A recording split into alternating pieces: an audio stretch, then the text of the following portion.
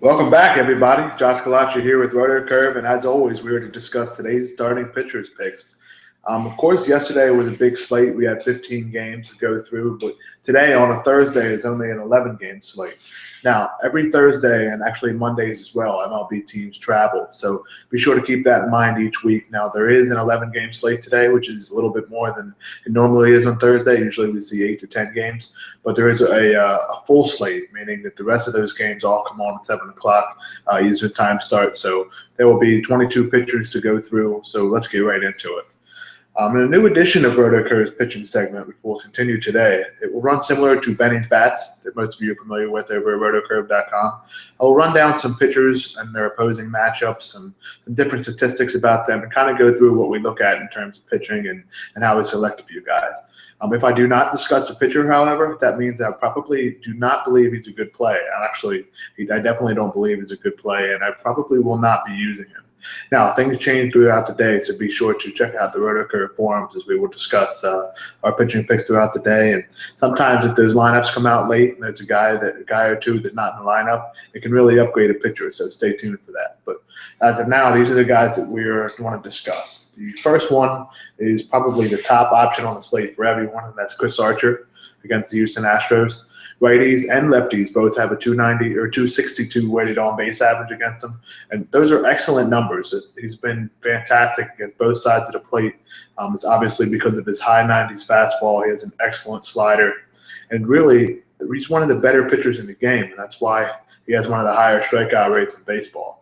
Now, facing the Astros, who have the highest strikeout rate in baseball from an offensive perspective, it really makes Archer a top-tier tournament play. And I think he's safe enough for cash, considering the fact that strikeout upside and ability can really take you a long way into cash games, even if he gives up a few runs.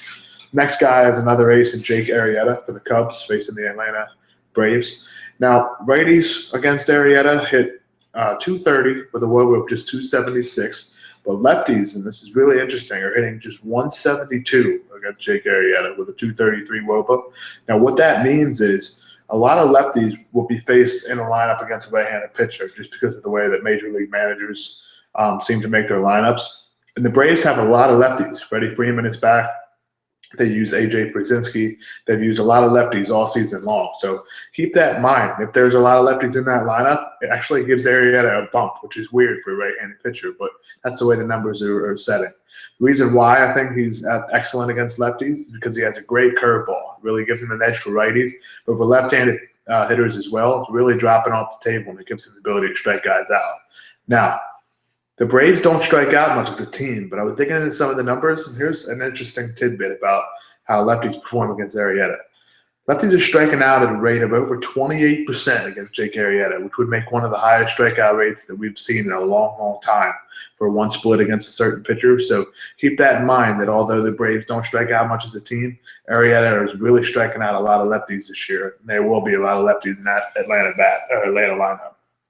The other guy I wanted to talk about is the only one I'm really discussing today that I don't like, but I felt like I should give some reasons why, because he is a top pitcher, and that's Max Scherzer. Scherzer's strikeout rate is among the best in baseball, but he pitches in Coors Field today against the Rockies, who have one of the better offenses in baseball against right-handed pitching. And although the Rockies haven't been the same of late, they do still possess a lot of ability to hit the ball against right-handed pitching, especially with lefties like Charlie Blackmon, Jose Reyes, Ben Paulson, even Kyle Parker's been hitting well from both sides of the plate as well. So the one thing about Coors Field, and we always talk about it, is although a lot of balls will fly out of the ballpark in terms of home runs and things like that, that's one thing to look at for hitters. But for pitchers, that ball is not going to be moving a lot. And if you've seen Scherzer pitch, he relies heavily on movement. He relies on his sinker. His fastball has a lot of tail, and he has an excellent slider. If he's not getting that movement because of the thin air in Coors Field, he could be in for a rough day, and I don't think it's worth paying twice for him if you could just spend a little bit more and get a guy like Chris Archer. There's cheaper options I want to discuss for today are Colin McHugh against Tampa Bay Rays. Righties are hitting 296 against McHugh, which is a high number. Lefties are only hitting 229 with a WOBA of 280. But the one thing about how righties have had success against McHugh this year is because of the fact that in the beginning of games, McHugh has always struggled in his career in the beginning of this year.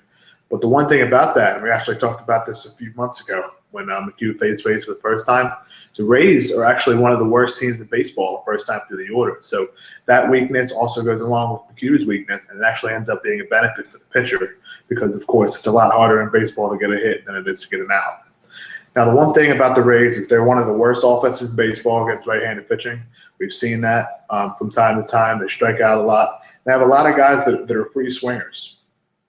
One thing about McHugh is he has an excellent curveball, and that gives him strikeout upside, as you've seen with his last 3 starts. He's been over 20 DraftKings points on his last 3 starts. He's been over 12 to 14 FanDuel points, and he's really been an excellent pitcher for the Astros, and they've needed it with the Lance McCullers been sent down. Now, I would be comfortable with McHugh in cash and GPP lineups tonight, but the one thing about him, he's priced too high for me.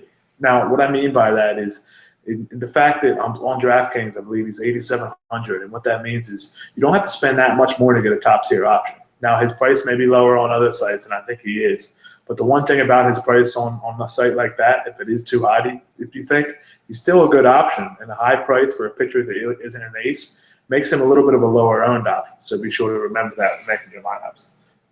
The other guy is Jose Quintana against the Los Angeles Angels. Now, we talk about Quintana and how he dominates left-handed hitters. And that he 217 batting average, actually, is what he allows to left-handed hitters. So the one thing about him is those righties seem to touch him up a little bit. Righties are hitting 291 against him. They have a WOBA of 338. And the one thing about the Angels lineup is they have a lot of righties. But dig into it a little bit.